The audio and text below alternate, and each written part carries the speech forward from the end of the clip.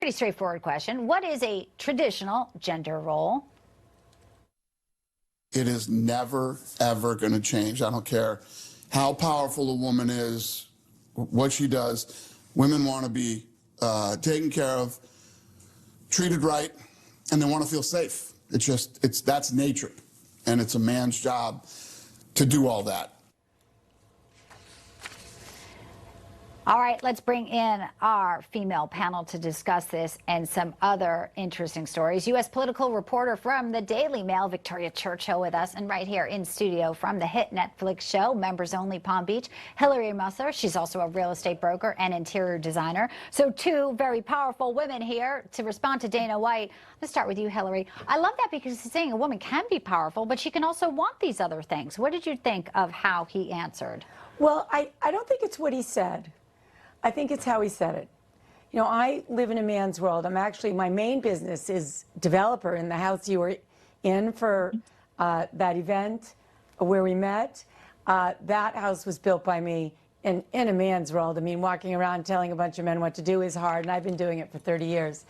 But I do want to come home and feel very respected and loved and taken care of in many ways, if not financially, but in every other way, by my husband. And I don't think there's anything wrong with that. Yeah. And to feel safe. It was a great house. Yeah. You did a great job. Thank Probably out you. of my price tag, but you know, there you go. But I do think a lot of this has been demonized by the left. And Victoria, we hear toxic masculinity, and I think it takes away some of the things that women should get and deserve from a partner. I mean, why not be successful in your own right, but then want to feel safe with someone you're sharing a house, a bed with? I love the way he kind of laid it out there. No, absolutely. I think he laid it out very well. And of course, we have to note that he did that on Katie Miller's podcast. You know, Katie, of course, herself is in a marriage that has, you know, two very powerful people, of course, herself, and then her husband, Stephen Miller, who works very high up in the White House. They have I believe it's their fourth child on the way. But, you know, you look back at just a couple weeks ago, the White House Correspondents' Dinner, I was there, Katie was there with her husband, Stephen. You looked at the reaction of some of the men, including Stephen, as well as Secretary of War Pete Hegseth, and even FBI Director Kash Patel, who was seated at one of the Daily Mail tables, not mine, unfortunately, but he was with some of my colleagues for that dinner. And, you know, the first thing that they did is they wanted to make sure that their women were safe. And I think that is, you know, chivalry and real masculinity on display there, you know, really for a global stage, if you will.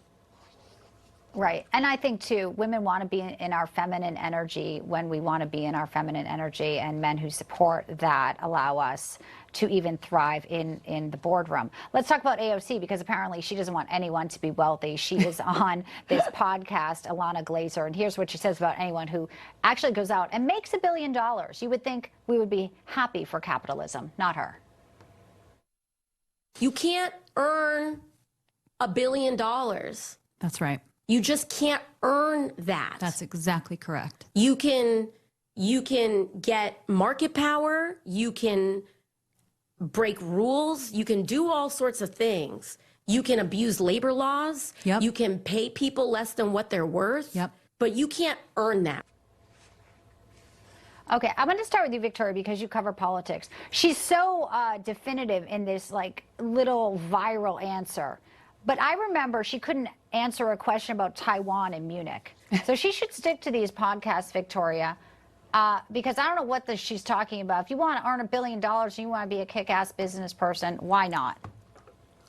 You know, absolutely. Why not, right? I myself am an immigrant. My husband's an immigrant. Our families came to this country because we believe in the American dream, and countries where we're from, the UK in my husband's case, and, you know, the former Soviet Union where both my parents grew up, there you have extremely burdensome government regulations, similar to which AOC wants to see here in America, that get in the way of people realizing their full potential and success. And, you know, in America, of course, we're celebrating our 250th year this year. The American dream is alive and well, regardless of how liberals like AOC want to paint it. And, you know, immigrant success stories are all over us. You look at, you know, even in the celebrity world, people like Selena Gomez and Rihanna, for example, with their makeup brands, right? That is women who recognize a niche and a market, and we're able to tap into that. And we're able to become billionaires, actually not off their talent, but just because they can recognize markets and how to capitalize upon them. Hillary, you deal with billionaires. I mean, you're in a very Tony part of the country in Palm Beach. I mean, what do you think AC, who's she trying to attract to her voter base? She's just trying to attract her voter base. I mean, she's speaking to her voter base, which obviously are the people that she's claiming that billionaires, are living off their backs. And that's not true. I have many friends who are billionaires. My son's father was a billionaire before I married him. Unfortunately, he lost it right before we got married, but that's okay. He was one of the most ethical people I've ever met in my entire life. And I don't really think that her comment is anything other than veiled in her politics. It's not real.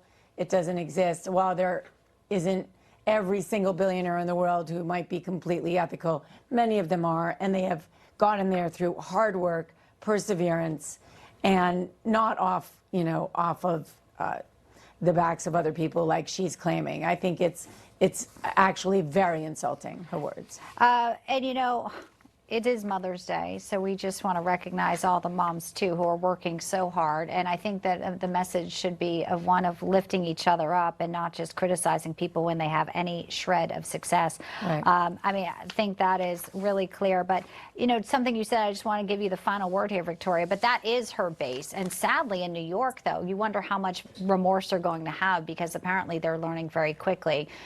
Free things like grocery stores, they're just not working. About 20 seconds to you.